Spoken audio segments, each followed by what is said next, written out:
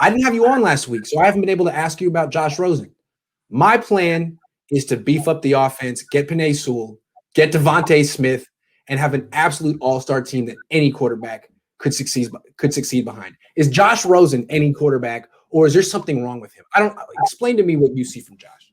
I think it's worth the extension. I don't know that I would feel confident that we're going to the Super Bowl or put all my chips in Josh Rosen. I wouldn't do that either. I wouldn't do that either. However, I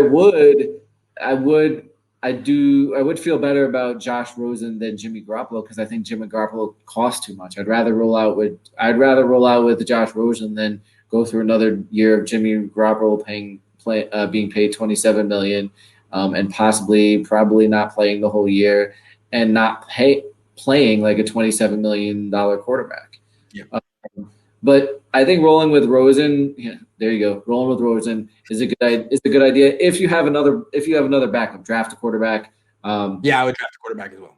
Draft a quarterback. I would bring Mullins back as well. I have a whole competition. Yeah. Or sign another veteran, something like that. But no, I don't think he's cheap. And in my estimation, I don't have the Niners going to the Super Bowl next year anyways. I think this whole rebuild is at least a 2-year process, or reload is a 2-year process. So if you want to roll out there with Rosen, Well, let me ask you this. I mean, it's clear why it didn't work out in Arizona. That team stunk, period. And the coaching staff got fired. He was a rookie. Then he goes to the Dolphins, kind of same situation. But then he goes to Tampa, and he can't beat out Blaine Gabbert, and he goes to the practice squad. So in your opinion, what happened there? It's interesting, but I don't know. It's with Rosen. Maybe those reports about him being a little arrogant were true in the beginning. But I mean, I think that could bode well for his future, because if he could take a step back and fix that and now be all in, he has the physical tools. But now if he's dedicating himself to his craft and putting in the extra time and wanting to be and having that drive to be an NFL quarterback, it could end up working out. With the practice squad stuff, I mean, I don't know what was going on there. I mean, when did he arrive? Did he arrive late in the? I believe so. Yeah. Yep. Yeah. So if he could arrive late, if not had a firm grasp on the playbook. I mean, how much attention when you have Tom Brady on the team? How much attention are you really giving the third? See, to me, what I'm seeing is they're not in the business of developing a project quarterback. They have Tom Brady. They don't have that kind of time and bandwidth. If he wants to hang out and learn from Brady and be on the practice squad, great. But what Brady has always wanted is been a kind of a veteran to be his caddy and help him game plan. And that's Gabbert.